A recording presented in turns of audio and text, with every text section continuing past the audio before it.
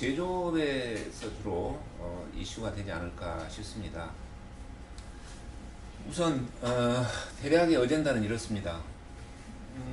가용생산이 뭐냐 한번 알아보고, 그 다음에 이거를 어떻게 우리가 구축하고 구현시킬 것이냐, 그 다음에 사례, 대략의 그런 내용이 되겠습니다. 자, 가용성을 확보하려고 했을 때 수요 예측을 잘 해가지고 거기다 맞추는 것도 가용성을 확보하는 거예요. 예측을 잘, 정확하게. 그러면은 언제 몇 개, 그러면은 그게 맞아떨어진다면 거기에 맞춰서 미리 준비를 하면은 가용성을 우리가 확보할 수가 있어. 수량과 타이밍. 그 다음에 재고를 충분히 많이 가져가면 돼. 일단 잔뜩 쌓아놓으면 언제든지 어베일러블 하지. 말씀만 하십시오. 제가다 갖다 드리겠다. 이런 식. 근데 또 이 생산이라고 했을 때 리드 타임을 굉장히 짧게 가면은 이 어베일러빌리티가 높아져요. 예를 들어서 리드 타임이 하루다 그러면은 하루 만에 갖다 드리겠다. 그때부터 만들어서 갖다 줄 수도 있다. 그러니까 이제 우리는 오늘 그 생산 쪽을 염두에 두고 이제 생산을 어떻게 잘해서 그 고객한테 가용성을 높여줄 것이냐, 지금 그런 이야기다. 이런 것들로 하는데, 그럼 대책이 뭡니까? 수요를 예측을 정확하게 하고 재고를 충분히 가져가고 가능한 리드 타임을 단축시키면은 가용성을 이렇게 높일 수는 있겠죠. 근데 이게 실질적인 대책이 되냐? 우리가 무슨 이야기를 반대로 이야기하는 것은 그건 대책이 아니야. 부정확하다. 엄청 정확하게 해. 재고 부족하다. 너무 많이 패. 응? 너무 길다. 짧게 해. 말을 반대로 하는 것이 대책이라고 생각하는 것은 그 착각이야. 그렇게 해서 뭐가 해결이 될 것 같으면 이미 다 해결이 됐고 더 이상 문제가 없는 거지. 근데 우리는 까딱 그런 어떤 그 환상에 사로잡힐 때가 있습니다. 자, 실질적인 대책은 뭐냐? 근데 일단 TOC에서 좀 여러 분야에서 강조하는 것 중에 하나는 수요 예측을 너무 믿지 마라. 어떤 대책을 수요 예측에 근거해서 대책을 세우는 것은 그것은 좀 완성도가 떨어진다. 그런 이야기를 많이 합니다. 그래서 오늘 저는 이 수요 예측을 정확하게 한다, 이런 부분은 일단 대책에서 뺍니다. 하지 말라는 건 아니야.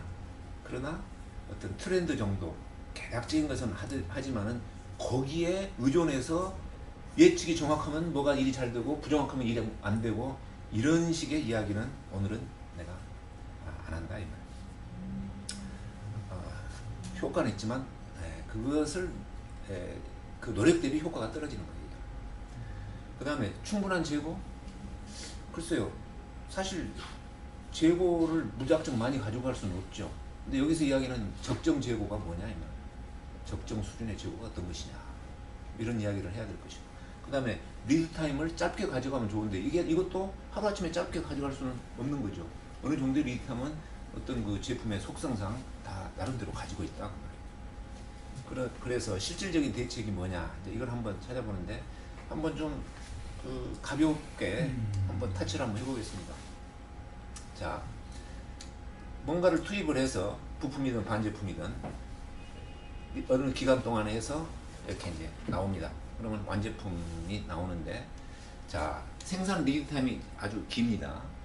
그랬을 때 부품이나 반제품에도 재고를 가지고 가고, 여기에도 제품 재고를 가지고 가면은 가용성이 좋아지겠습니까? 어베일러빌리티가 좋아집니까? 그럼 그럴 가능성이 있을까요? 또 이런 상황에서 어베일러빌리티를 높이기 위해서 이쪽에도 재고를 가져가고 이쪽에도 재고를 가져가는 것이 좋은 어떤 대책이 될까요? 그 재고를 아주 그냥 몽땅 가지고 가자 그 이야기는 아니야. 뭔가 재고를 가지고 가가지고 고객한테 가용성을 높여줄 수 있는 쪽으로 생각을 하는 게 괜찮겠냐, 또 그런 상황이 있겠냐 그 말. 리드 타임은 길어. 그랬을 때 이쪽에도 좀 재고를 가져가고 이쪽에도 좀 재고를 가져가면은 고객한테 이 납품하는 게, 공급하는 게 굉장히 가용성을 높일 수 있겠다. 상당히 많은 경우 이렇게 하겠죠. 네, 이렇게 많이 한다고. 특히 리타임이 길었을 때. 이게 사실은 대부분의 제조업에서의 가용성을 높이기 위한 모델입니다. 이쪽에 재고, 이쪽에 재고 가져간다. 이렇게 했을 때. 근데 문제는 이쪽에 재고를 어떤 재고를 가져가야 되고, 얼마나 가져가야 되고, 어떻게 생산을 해야 되냐 이 말이에요. 이 재고 관계에서. 이 재고 관계에서. 그게 이제 이슈죠. 근데 이렇게 되면 어떻게 될까요? 아주 짧아. 생산 리듬이 아주 짧아졌어. 그럼 이쪽에도 재고를 가져가고 이쪽에도 재고를 가져가는 것이 그게 합리적인 될까요? 리타임이 굉장히 짧으면은 어지간하면 이 재고는 안 가져가도 되지. 그냥 달라고 그러면은 여기 있는 거 가지고 즉각 만들어 주면 될 거 아니야. 하루나 걸린다 그러면 하루만 얼른 만들어 주면 될 거 아니야. 예? 그래서 이쪽의 재고는 그렇게 많이 가져갈 필요는 없다. 예. 그러니까 지금 이게 OX 문제입니다. 약간은 예. 다 맞다는 게 아니야. 또 리타임이 길어. 그랬을 때는 제품 재고는 안 가져가고 여기다만 재고를 가지고 가는 그런 어떤 상황도 있을까요?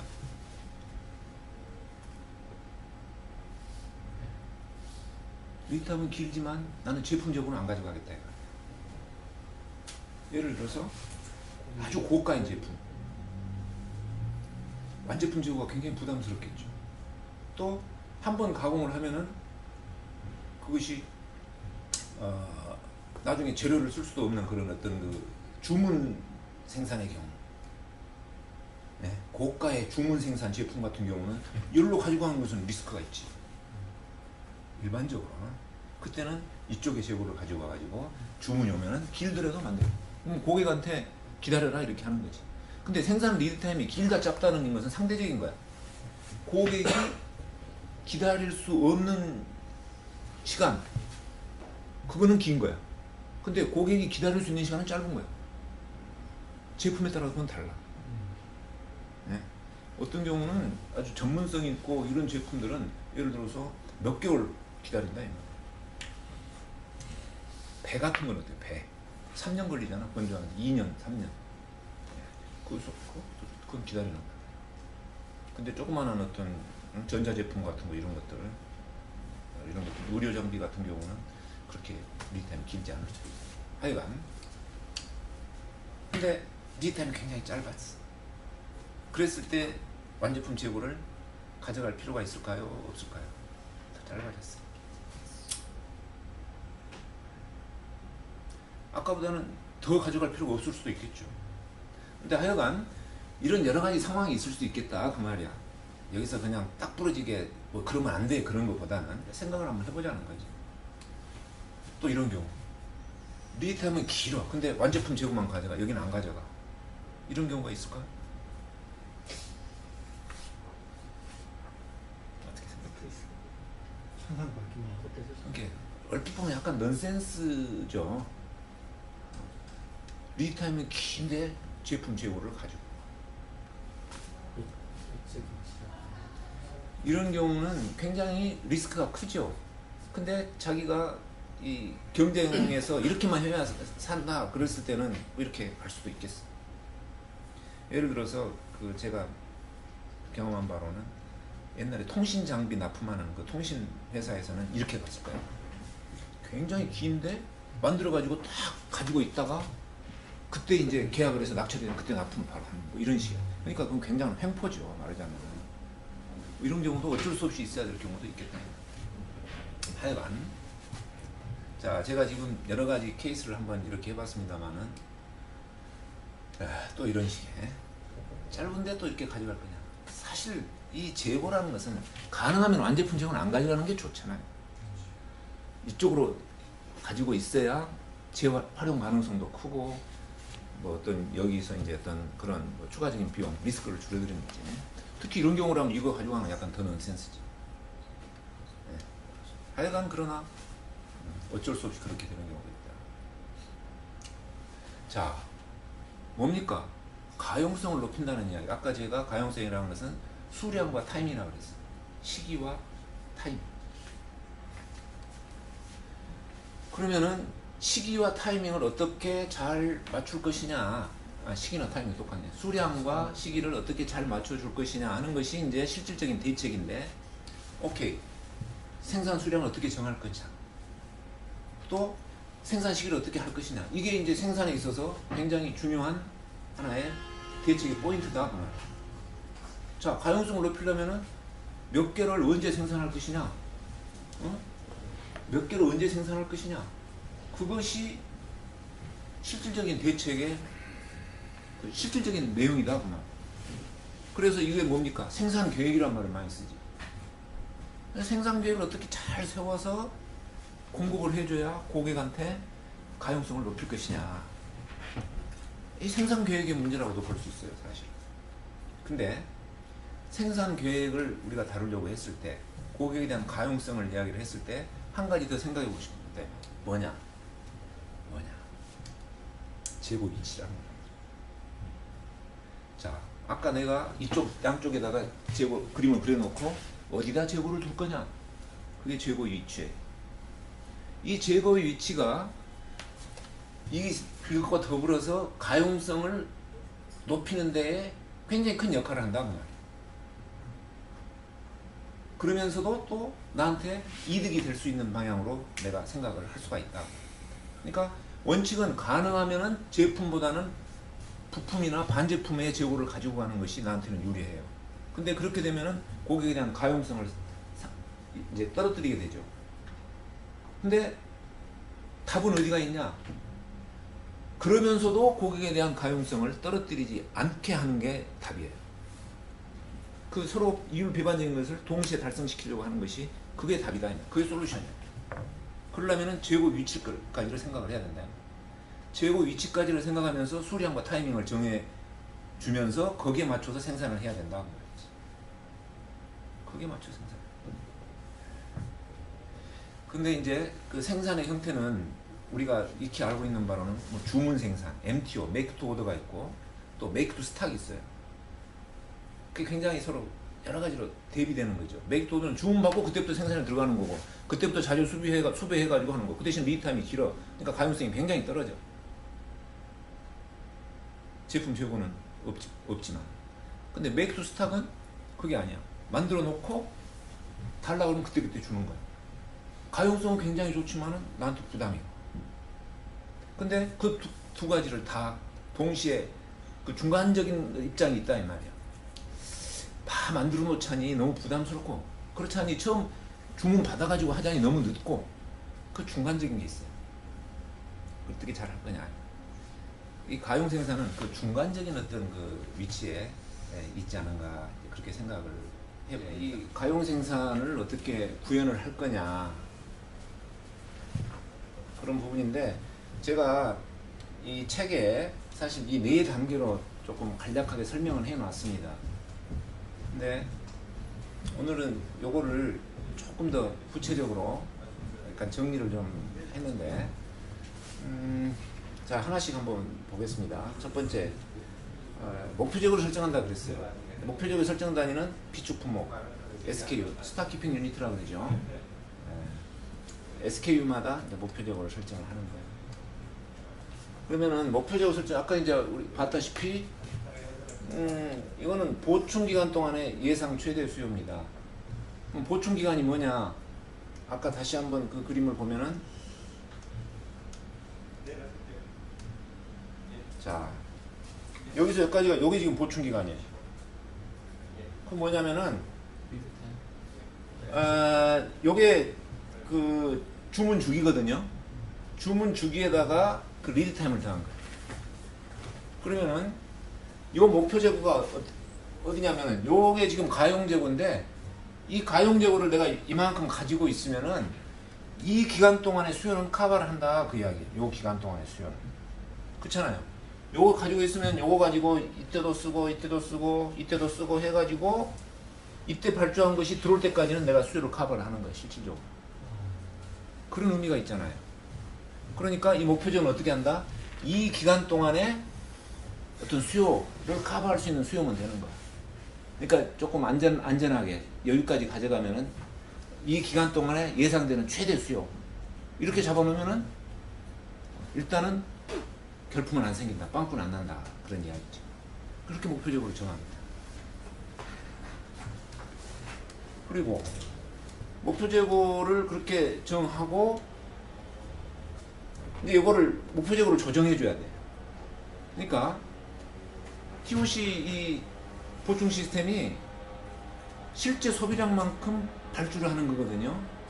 근데 수요가 변동이 돼. 여러 가지 요인으로. 그랬을 때는 발주량을 바꿔줘야, 조정을 해줘야 되잖아요. 그러려면은 목표적으로 조정을 해줘야 돼, 목표적으로. 그러니까 목표적으로 설정하고 그거를 수요 변동에 따라서 조정을 해주는 것이 이 관리하는 거예요. 예를 들어서 이제 이렇게 조정을 합니다. 이제 이 자료는 그 골드렉 컨설팅에서 제가 얻은 자료인데, 자 이렇게 이제 자 요게 뭐냐면은 창고 재고예요. 예, 아까 말했던 창고 재고. 창고 재고가 이렇게 세 구역으로 이렇게 해놨는데 계속 적색 구역에서 너무 많이 있어. too much다 이 말. too much red다 이 말. 그래서 그러니까 너무 많이 적색 구역에 있는 기간이 많아. 그랬을 때는 요게 지금 목표 재고 대비 3등분이라고 그랬잖아요. 그 3분의 1만큼을 목표적으로 올려주는 거야. 그러면 여기서 여기가 지금 요거다 이 말. 요만큼을 더 목표적으로 올려줘. 그러면은 목표 재고 올라가니까 발주량이 더 늘어나겠죠. 예, 목표 재고가 높아졌으니까. 근데 왜 요만큼을 올리냐? 이거는 무슨 계산에서 나온 것은 아니고 경험적으로 이렇게 골드렛이 제안을 한 거예요. 그러면 이 정도면은 리스너블하다.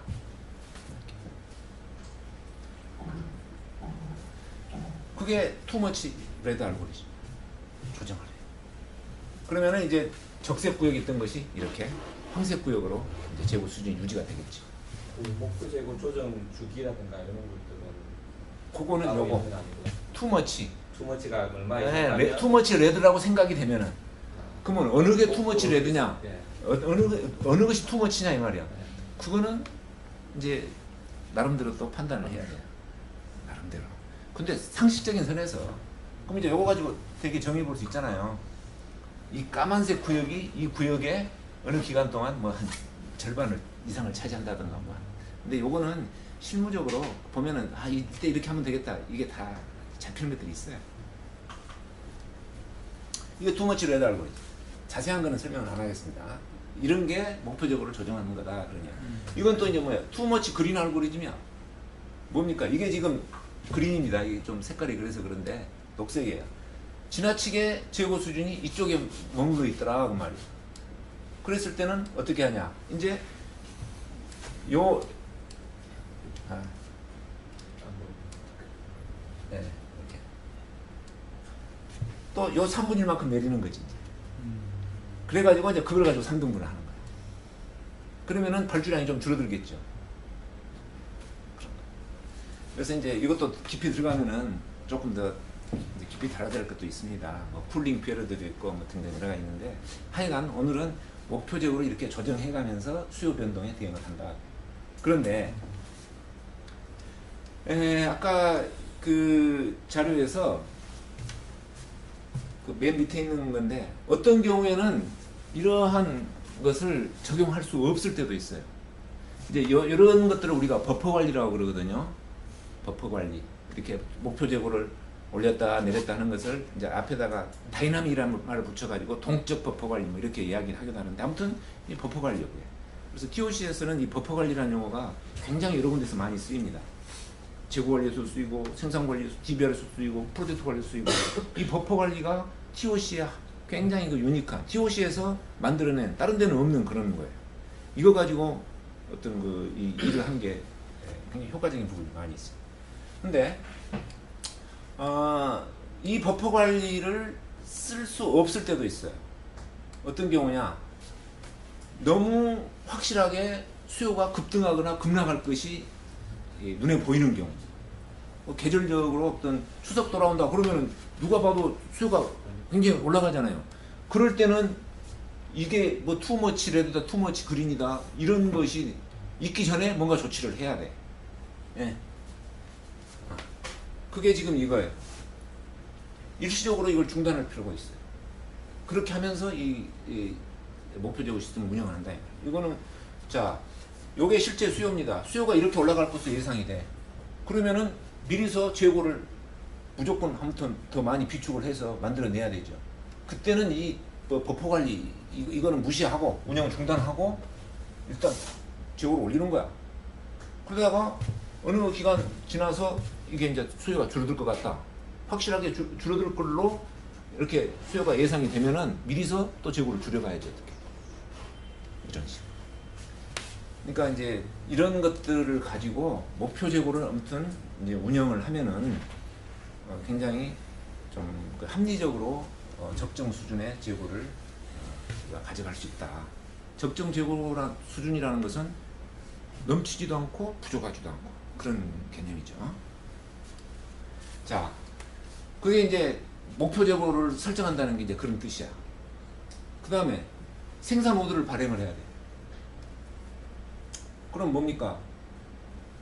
내가 제품 재고를 이만큼 가지고 있어. 목표 재고로 이렇게 하면서 조정을 해가면서 재고를 유지를 했어. 그러면 내가 완제품 재고를 유지를 한다는 이야기는 뭐예요? 가용성을 굉장히 높인다는 이야기지. 소비자가 내 제품을 쉽게 그대로 사갈 수 있잖아요. 증납할 수 있잖아요. 즉시 납품할 수 있잖아요. 네? 즉시 납품할 수 있어. 그러면은 이제 목표 재고 시스템은 판매된 만큼, 소비자가 사간 만큼 생산해서 채워 넣어야 되는 거야. 그러려면은 생산 오더를 발행을 해야 돼. 이만큼 빠져나갔으니까 이만큼 채워 넣어라. 그게 생산 오더야. 근데 생산 계획이에요. 쉽게 말해서. 생산 계획. 근데 생산 계획에 의해서 생산 오더가 발행이 되면은 중요한 것은 오더를 발행했다는 것이 중요한 게 아니라 그 발행된 생산 오더가 제때에 맞춰서 생산이 돼서 들어와야 되죠. 제때라는 것은 지나치게 그 재고가 줄어들지 않을 때, 않도록, 빵꾸 안 나도록, 투머치 레드가 안 되도록, 또는 투머치 그린이 안 되도록 그 해서 이렇게 들어와야 되는 거야, 재고가. 그럼 뭐냐? 오더는 냈는데 생산 부분이 그런 약속을 못 지켜. 그게 문제다. 그게 문제. 생산 계획을 세우는 것도 중요하지만 계획대로 실행되는 것이 중요하다. 그게 사실은 관건이 될 수 있는데 생산 오더 발행하는 것은 쉬워요. 빠져나간 것만큼 생산하라고 하면 되니까. 아까 예제에서 보여드렸잖아요. 네? 이렇게. 그랬을 때 물론 CCR 부하도 생각하고 최소 생산량도 생각을 해서 아무튼 생산 오더는 발행을 합니다. 이건 어려운 게 아니에요. 또 발행 시기도 정기적으로 이렇게 할 수 있습니다. 또 어떤 경우에는 생산 수량과 발행 시기를 꼭 이렇게 규칙적으로 하지 않고 약간 또 조정을 할 수도 있어요. 오케이. 오더는 발행이 돼. 채워넣는 식으로. 보충한다는 이야기는 채워넣는다 그 말입니다. 보충한다는 이야기는 내가 물을 이렇게 병에 있는 걸 쫙 마셨어. 보충한다 그 말은 원래 있던 대로 채워넣는다 그 말. 아무튼 채워넣는 식으로 생산 오더는 발행이 되는데 이 생산 오더마다 우선순위를 정해 가지고 좀 계획적으로 진행이 되도록 하는 것이 중요한 거예요.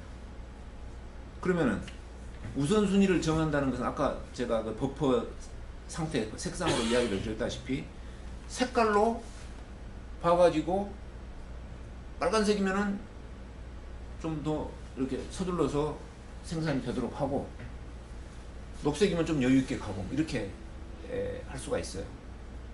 근데 그 색상을 어떻게 부여하느냐 이 말이에요. 오더마다. 생산 오더마다. 생산 오더를 냈어요. 근데 이제 생산 부문에서 받아가지고 생산을 하려고 그래. 진행이 되고 있어. 근데 그 오더에 뭔가 색상이 부여가 돼야 되잖아. 부여가 돼야 되잖아. 발행할 때는 재고가 바닥이 나서 아 이거는 빨간 색상이다 하고 오더가 발행이 됐을 수도 있어요. 이거 긴급하게 하자. 근데 발행이 되고 나서 실제 진행하면서도 계속 그 색상에 대해 모니터링이 되고 바뀔 수도 있고 그렇다 이 말이에요.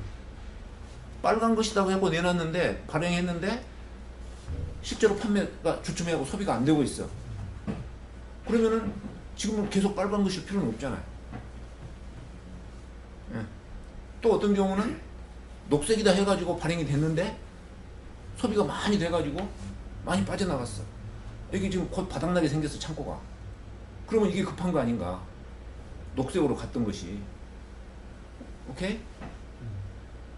그러니까 색상으로 우선순위를 관리를 하게끔 만들려면은 각 오더마다 색상이 계속 업데이트가 되면서 관리가 돼야 된다 그 말이에요. 어떻게 할 거냐? 그것을. 아무튼 그 이런 시스템을 만든다는 이야기는 궁극적인 목표는 뭐냐면은 신호등을 다는 거예요. 각 오더마다 신호등이 달아져. 그게 요체입니다. 신호등이 달아가지고 운영이 되면서 빵꾸도 안 나고 과잉지구도 안 생기면 그건 시스템이 완성이 된 거예요. 근데 그거를 하려고 했을 때 사실은 이 버퍼 색상을 두 가지로 우리가 쓸 수도 있어요. 창고 재고를 가지고 이 버퍼 색상을 이렇게 부여하기도 하고 가용 재고를 기준으로 색상을 볼 수도 있다. 이 두 가지를 같이 보면서 그 운영을 할 수가 있어요. 창고는 현재 지금 실물 이야기고 이 가용 재고는 실물 플러스 앞에 나가 있는 오더까지 합쳐서 보는 거란 말이에요. 그러면은 창고가 실물로 적색이야.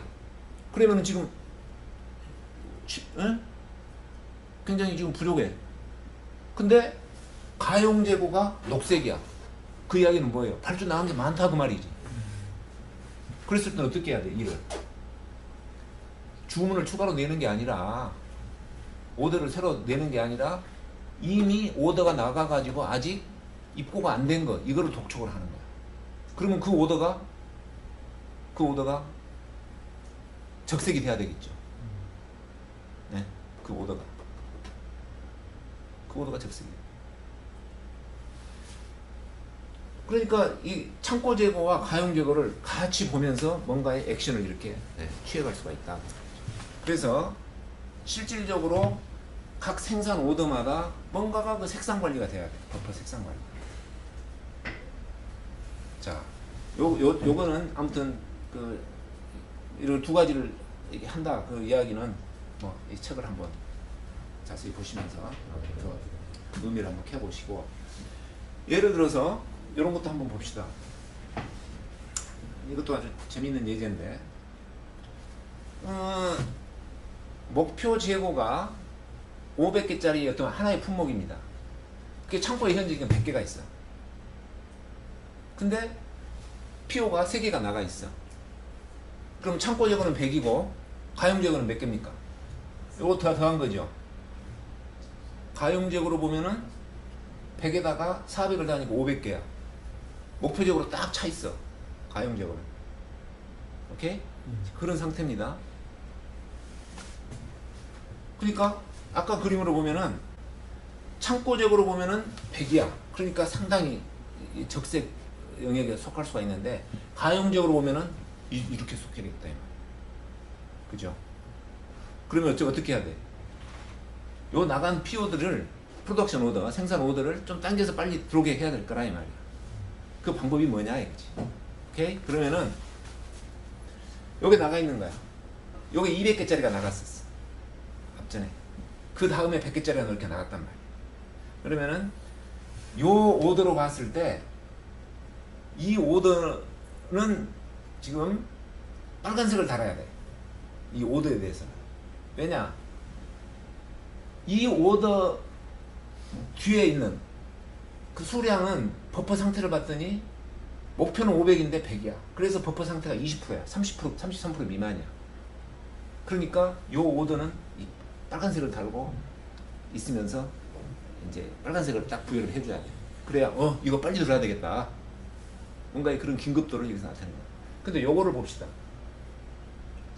요거는 얘가 만들어서 창고에 들어올 때는 창고에 있는 100개에다가 이 앞에서 만들어진 200개까지가 이미 창고에 들어올 거다 이 말이야. 그러면은 그때의 버퍼 상태는 500개 중에서 300개니까 60%고 요거는 33%에서 66% 사이에 있으니까 노란색이야. 그러면 이 오더는 황색이다. 요거는 얘가 창고에 들어올 때는 앞에 400개가 어찌됐거나 창고에 입고가 돼 있을 거다 이 말. 물론 그게 소비도 되겠지만, 그러니까 80%가 그냥 녹색이다. 그래서 각 오더마다 색상이 정해질 수 있다. 각 오더마다. 오케이? 그래서 이런 그 버퍼 색상을 가지고 이렇게 어떻게 이걸 부여를 해주느냐, 신호등을 달아주느냐, 그게 이제 이런 개념으로 구체화가 됐을 때 실제 그 생산이 혼란 없이 이렇게 쫙 진행이 될 수 있는 그런 상황이겠죠. 그 다음에 이제 구매 오더를 발행하는데, 이거는 쉽죠. 이제 뭡니까? 제품을 생산하는데 창고에서 출고가 된 수량만큼 다시 구매 발주해가지고 창고에다 넣으면 되잖아요. 이거는 그냥 부품이나 반제품 이런 것들이야. 그죠? 마찬가지예요. 이 구매 오더 발행하는 건 생산 오더 발행하고 똑같다.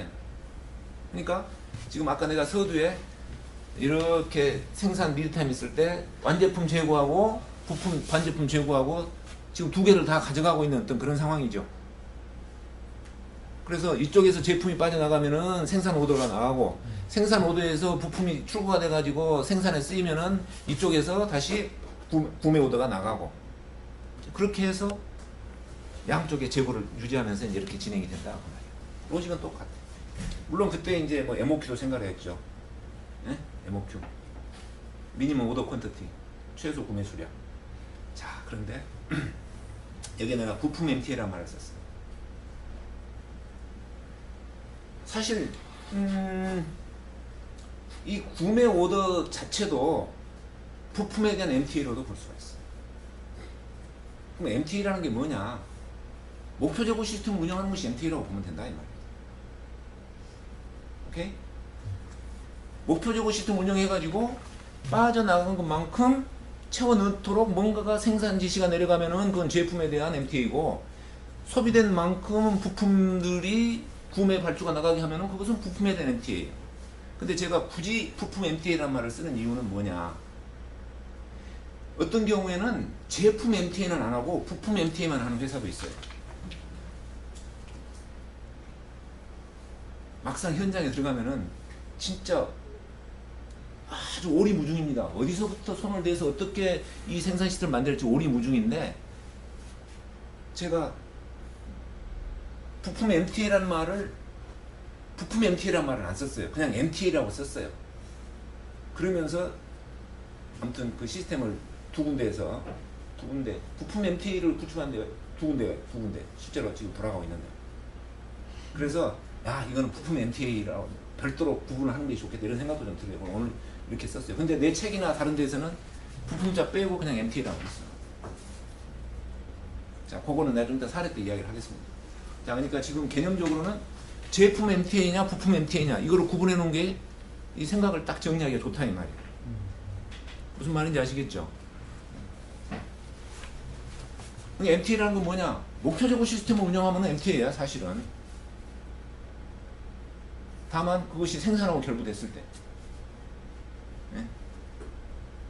목표 재고 시스템을 운영하기 위해서 생산 시스템을 돌리는 거, 그것이 MTA다 이 말. 메이크니까 앞에 메이크란 말이 들어가 있으니까. 그 인버터 만드는 회사인데 전력 반도체로 해서 아무튼 핵심 부품을 들여다가 조립하고 테스트해서 출하를 시키는데, 조립해서 여기까지 출하할 때까지 며칠입니까? 3일? 3일이야 3일. 그러니까 리얼타임이 실질적으로 3일이면 굉장히 짧은 거고, 여기서 여기까지 관리할 뭐 그런 것도 사실은 없어. 여기서 부품만 딱 조달이 되면은 사실은 여기서 여기까지 나가는 것은 무슨 큰 어떤 관리 기술이 필요한 것도 아니고, 사람들이 뭐야 빵꾸만 안 내면 돼. 휴먼 에러만 없으면 안 되는 뭐 그런 정도라고도 볼 수 있다 이 말이에요. 자, 이 회사에서 그래도 생산을 안정시키기 위해서 한 것은 뭐냐? 여기 조립을 해야 되는데 여기에 핵심 부품들이 몇 개가 있습니다. 핵심 부품들. 또 어떤 경우는 그 리드 타임이 다 달라. 구매 리드 타임이. 장납기, 단납기 그래.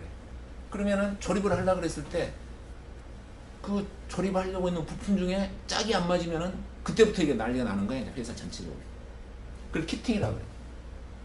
TOC 용어로는 풀 키팅이라는 말을 쓰는데 조립할 때 조립에 들어갈 모든 부품들이 완벽하게 갖추어진 도록 만드는 거야. 그게 굉장히 중요한 부분. 풀 키팅 개념. 특히 A형 공장, 뭐 이런 데 조립이 많은 공장에서. 키팅이 잘 안 되는 거야. 왜 키팅이 잘 안 되냐? 일단은 구매해서 오는데 리드타임이 다 달라. 리드타임이 다 달라. 그래가지고 이제 뛰는 거죠. 직원들이 챙기고 뛰고. 또 생산 계획은 또 좀 바뀌니까 상당히 바뀌어. 그러면 생산 계획 바뀌면은 그때마다 이제 들어가는 부품이 달라지니까 막 짝이 더 안 맞지 이제.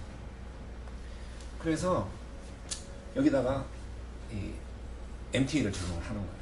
무슨 MTA냐? 제품 MTA가 아니야. 부품 MTA야. 부품 MTA. 뭐예요? 목표 재고를 정해놓고 중요한 부품들의 목표 재고를 정해놓고 일단 빠져나간 만큼 채워넣는 식으로 재고를 가지고 가라 그 말이에요. 재고를 가지고 가라. 어떤 재고를 어떤 부품을 가지고 갈 거냐? 뭔가 영업이 고객한테 제시한 그 리드 타임보다 구매 리드 타임이 긴 놈들, 걔들은 다 재고로 가져가라. 걔들은 다 재고로 가져가. 그러면 중요한 것은 뭐예요? 고객한테 이 납기를 얼마로 할 거냐? 수주해가지고 며칠 만에 딜리버리 할 걸로 그 납기를 정하는 거. 그걸 표준 납기라고 우리가 말을 해볼 수가 있어요. 표준 납기. 그 표준 납기를 어떻게 정하느냐에 따라서 재고로 가져갈 품목이 달라지겠지. 그러지 않겠어요? 그래서 거기서 어떤 품목을 재고로 가져갈 거냐가 나와. 그 자료를 하나 내가 지금 7년 차, 8년 차 계속 출근하다시피 가서 좀 이렇게 지도를 하는 그런 회사인데 아주 익사이트한 부분이 많아요. 이 회사는. 조금 여담을 하자면은 이게 지금 생산 시스템인데 사실 생산 관리 그랬는데 생산 시스템, 생산 관리죠. 아무튼 MTO하고 MTA하고 섞여 있어. 여기는. 근데 여기 MTA도 실제로는 부품 MTA. 부품 MTA. 뭐냐?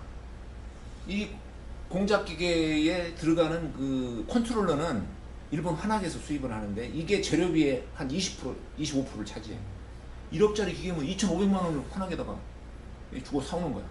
근데 이게 그 고객한테 주문 받을 때마다 이 다른 컨트롤러 써야 돼. 주문에 맞춰서. 네? 주문에 맞춰서. 그 공용성이 상당히 희박해. 자기들이 만들어 놓은 그 기계에 따라 이 컨트롤러가 다 상당히 많이 달라요. 그러니까 이 2,500만짜리 한 대를 컨트롤러를 너무 많이 사다 놓으면은 그것도 부담이에요. 엄청난 부담이에요. 근데 이 컨트롤러의 구매 LT가 얼마냐면 6개월이에요. 6개월. 이 환학 애들이 일본 애들이 저스틴 타임을 고수해가지고 미리서 주문하지 않으면은 납품을 안 해. 그게 딱 6개월. 6개월 전부터 딱 이렇게 줄 서놔야 물론 그건 딱 지켜서 들어와. 근데 이 공작기계를 사가는 고객은 고객 요구 리타임은 얼마냐면은 한 달. 빠르면 한 달, 늦어야 한 달 반. 요즘에는 이 회사가 납기가 빨라져가지고 이제 그게 이제 아주 일반화가 돼버렸어. 그 전에는 2달, 석 달 그랬는데 제가 이거 하기 전에는 90일, 120일 그랬어요. 지금은 30일, 50일. 맘만 먹으면 더 단축할 수가 있어. 근데 아무튼 이제 그 갭이 있단 말이에요. 컨트롤러는 6개월이야 지금도. 5개월, 6개월. 근데 자기는 그 미리서 가지고 있어야 돼. 그걸 사가지고. 근데 이거를 얼마를 가지고 갈 거냐가 이게 굉장히 큰 이슈예요. 근데 이 컨트롤에다가 MTA를 적용하는 거예요. 어떻게? 미리서 재고는 주문해서 선발주에서 6개월 전에 선발주에서 가지고 가는데 이 수량을 목표 재고로 가지고 잘 조절을 하면서 거기서 창고에서 출고가 돼가지고 자기들이 생산해 간 만큼 발주를 다시 내는 거예요. 미리서. 그러니까 이게 지금 MTA라고 했지만은 그 공작기계 완제품을 창고에다 놔두고 재고로 가져가는 것은 아니에요. 컨트롤러 그것만 재고로 가져가고 완제품 재고는 없어. 제가 가기 전에 완제품 재고가 한 100대가량 있었어요. 100대 전체적으로 깔려있는 게. 근데 지금은 거의 없어요. 완제품 재고는 없다고 그럽니다. 이제 있는데 그것은 뭐 전시용이라든가 개발품이라든가 뭐 그건 이제 뭐 그런 것들이야. 그러니까 모든 제품은 주문받아서 생산을 하는데 MT5죠 실제로는 메이크도 주문에 받아서. 근데 여기서 MTA는 그 부품 MTA이고 여기 MTO는 순수 MTO. 주문이 오면 그때부터 이제 진짜 모든 것을 발주를 내가. 이거는 지금도 6개월, 9개월 그러는 거야. 이게 섞여 있어요. 이 회사. 그런데 여기에 지금 투입을 해서 있는 그 생산 리드 타임이 지금은 빠른 것은 30일, 늦은 것은 50일 그렇습니다. 기종에 따라서 그걸 해놨어. 그러면은 이 회사는 이쪽에 재고 보충 시스템을 돌립니다. 그러니까 부품 MTA를 여기서 하는 거예요. 제일 중요한 것은 컨트롤러. 뿐만 아니라 그 여기서 요게 지금 투입을 해가지고 30일 만에 나와야 되니까 고객 요구 리드 타임이 30일보다 넘는 것 또는 50일보다 넘는 것은 재고를 가지고 와야 돼. 아까 세미크론처럼 똑같이. 근데 이제 그 중에 제일 핵심적인 것이 컨트롤러다. 그래서 여기다가 보충 시스템을 돌리는 것이 이게 부품 MTA라고 보면 돼. 오케이? 그러니까 지금도 마음만 먹으면은 요거 30일 생산 리타임 30일 20일로도 줄일 수 있어. 왜? 여기서 실제로 부품이 딱 있어가지고 이렇게 조립해 갈 때까지 실제 터치 타임은 한 20몇일밖에 20일대밖에 안 걸려. 그러니까 딱 풀키팅 해가지고 쫙 흘리면 20일 만에 나온다 이 말. 재고만 가지고 가. 그런 시스템을 만드는. 그러니까 여기는 신호등이 두 가지가 있어요. 이쪽에 부품들을 확보하기 위한 그런 어떤 신호등. 그 다음에 이쪽은 이제 시간 버퍼. 요거는 이제 제가 오늘 설명 안 했습니다만은 시간 버퍼로 해서 여기 진행되는 상태에서 생산 과정에다 이제 신호등을 달았어요. 그래서 거기 가면은 조립되고 있는 기계마다 이 신호등이 붙어 있어. 빨간 딱지, 노란 딱지가 붙어 있어. 뭐예요? 이거 급하다. 고객 납기 시키려면 이게 빨간 딱지야. 그래서 이 두 가지 형태의 신호등은 요거는 시간 버퍼라고 그러고 이거는 이제 우리가 재고 관리에서는 비축 버퍼라고 이야기하죠. 설명상 넣는다. 뭐냐? 이 회사는 그 자동차 엔진에 들어가는 볼트를 생산하는 회사예요. 그러니까 그 볼트라는 게 굉장히 많죠, 스펙이. 생각해 보세요. 볼트가 기럭지에다가 그 탭이 있냐 없냐, 그 나사 엄청나게 했는데 제품 가격이 4,000년 정도, 4,000년. 실제 러닝되는 게 1,500톤 매달. 이 많은 볼트를 만드는데 볼트가 이 회사는 제품이야. 볼트가. 그러면은 영업에서는 매달 1,500개의 볼트 중에서 하나를 주문을 받아가지고 그것을 자동차 회사에 갖다 줬는데 자동차 회사가 좀 까다롭습니까? 조금만 늦는다든가 뭐 빵꾸 나면 이건 불비하게 떨어지는 거야. 그러니까 그야말로 뭡니까? 가용성이 절박한 그런 회사죠. 그러면서도 재고는 없어야 되잖아. 줄여야 되잖아. 가용성 높인다고 하다 보면 재고가 산더미처럼 올라가 볼 수 있잖아요. 그러니까 4,000개 중에 러닝되는 1,500개랑 이것도 지금 2,500개는 뭔가가 안 쓰이면서 재고가 있다 뭐 이렇게 볼 수도 있는 그런 상황. 자, 그 회사가 간단하게만 이야기하면은 책에 있는 거니까. 저기 시스템을 만들기 전에는 대략 이런 모습이라고 볼 수 있어요. 뭡니까? 시간이 좀 빡빡한데. 그러니까 이 철사줄 같은 것을 이렇게 롤로 되어 있는데 풀어가지고 뭔가 잘라서 열 처리해가지고 이제 깎아가지고 나사를 만들어서 열 처리해가지고 도금해가지고 포장해서 납품하는 거거든요. 그 전에는 어떻게 했냐? 판매 계획이나 이런 계획이 오면은 이런 걸 바탕으로 해서 생산 계획을 세워서 스케줄링을 해서 여기다가 이렇게 쫙 뿌리는 거야. 그러니까 요 판매 계획이나 이런 걸 받아서 생산 계획을 세우는 사람이 과장인데, 실무 과장인데, 이 사람 아니면 이 일을 할 수가 없어. 그래가지고 아파도 나와서 근무를 해야 될 그런 정도예요. 만약 이 사람이 자리를 비우면은 그날의 생산 계획은 좀 이제 굉장히 어지럽게 돌아가는 거지. 그러니까 죽어라고 데이터 해가지고 재고 몇 개 있냐, 어디 뭐 들어왔냐, 수장 받아시피 해갖고 하는데, 스케줄링을 한다고 해가지고 APS 돈 들여가지고 딱 사놨는데 실제로 말이 스케줄링이 안 써. 그냥 생산 계획만 쫙 뿌리는 거야. 그러면 그놈 가지고 현장에서 알아가지고 이렇게 해서 이제 가는 거지. 일반적으로 되게 그렇게 하긴 하죠. 근데 이거를 어떻게 가자고 했냐? 뭐가 나옵니까? 목표 재고 수준을 정해. 목표 재고 수준. 그래 가지고 뭔가 포장 계획 실적을 여기다 데이터를 넣어 가지고 여기에서 이제 포장이라는 게 해가지고 이제 출하시킨다 그 말이야. 그것을 넣어 가지고 투입 계획을 여기다 해보죠. 그러면 이 투입 계획하고 이 포장 계획 실적하고 어떻다는 이야기야? 목표 재고가 있으니까. 요놈에 맞춰서 투입을 한다 그 말이지. 풀 아니야 풀? 빠져나가는 만큼 투입하는 거니까.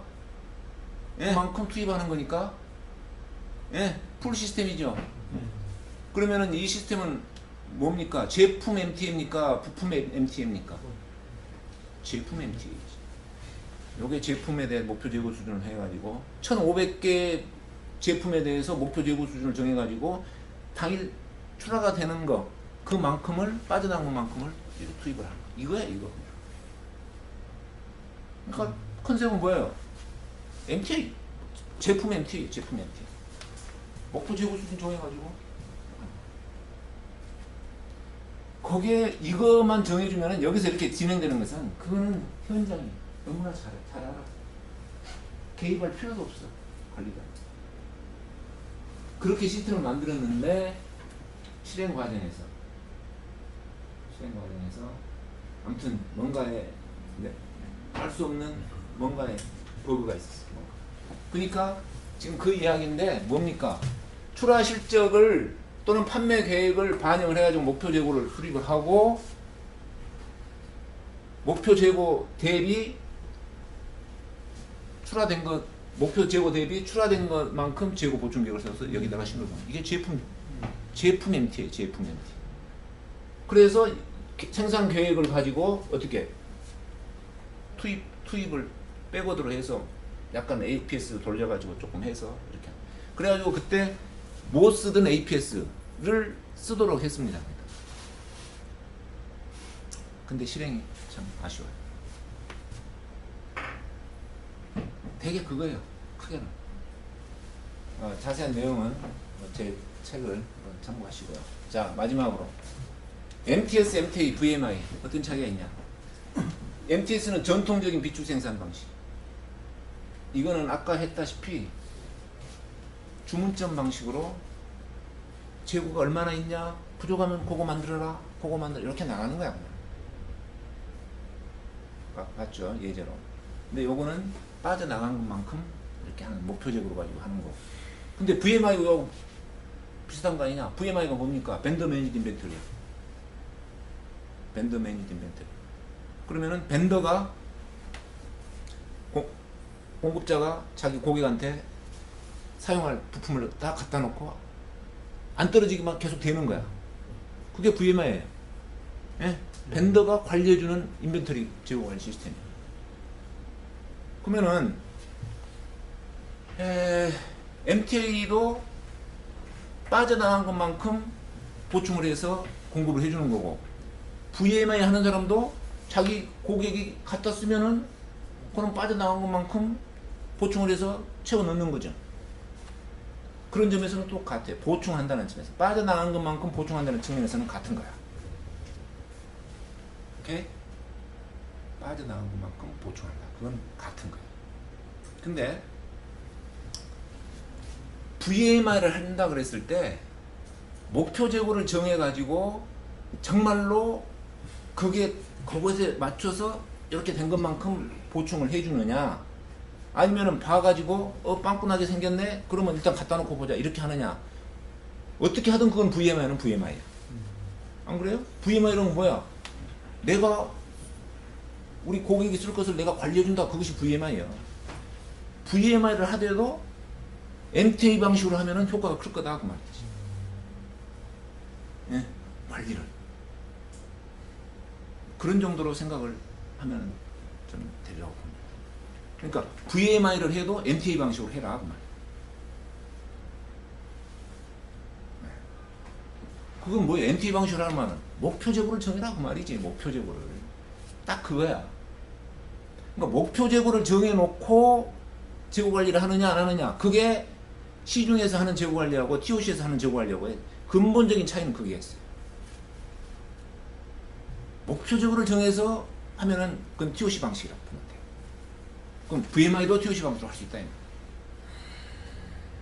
다만 VMI의 특성은 뭐냐면은 생산 쪽보다는 유통 쪽에 더 많아. 그러니까 내가 생산을 해가지고 어떻게 갖다 줄 거냐, 그 관점이 VMI고, 그때도 목표 재고를 적용할 수 있는 거야. 근데 MTA는 생산 쪽에 좀 관련이 있는 거지. 내가 생산을 하는데 어떻게 내가 생산할 거냐, 그때 목표를 정해놓고 빠져나가는 것만큼 내가 생산한다. 이게 이제 MTA의 관점인데, 하여간 초점은 목표 재고를 쓰느냐 안 쓰느냐. 목표 재고를 쓰느냐 안 쓰느냐. VMI, 일반적인 VMI는 유통 관심이에요. 유통 관점이에요. 납품 관점, 수송 관점, 그런 관점에서 생각. 그러면 여기서 목표 재고를 쓸 때는 어떻게 하냐? 수송 기간을 놓고 목표 재고를 정하면 돼. 수송. 근데 수송을 잘해서 VMI를 잘 하려면은 생산 쪽에서는 MTA가 돼가지고 뭐가 이렇게 좀 돼야 되겠지. 자, 결론. MTA를 하느냐, MTS를 하느냐, 이거는 수준의 차이입니다. 굳이 MTA 할 필요 없다. 나는 재고 충분히 많아도 나 부담 없다. 그러면 MTS 하면 돼. 예측해가지고. 근데 아니야. 그러다가는 내가 이익이 조금 내가 원하는 만큼 수준을 안 와. 더 타이트하게, 더 정교하게 하면서도 나한테 이익이 되게 했다. 그때는 MTA로 가야 돼. VMI는 서로 대립적인 건 아니야. 서로 뭐 이렇게 비교 대상은 아니야. 관점의 차이고 영역의 차이고.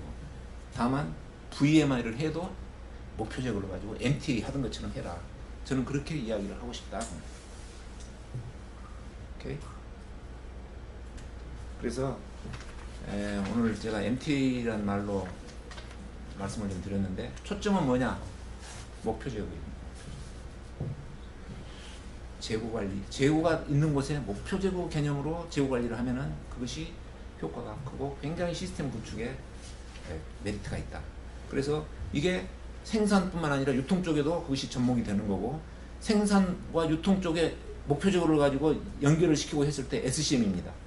SCM의 어떤 키워드도 목표 재고를 설정을 해서 그거를 하느냐, 이게 이제 중요한 거고, TOC, SCM의 핵심은 목표 재고에 있습니다. 저는 그렇게 이해를 하고 좀 접근을 하고 있습니다. 일단 제 발표는 여기서 마치고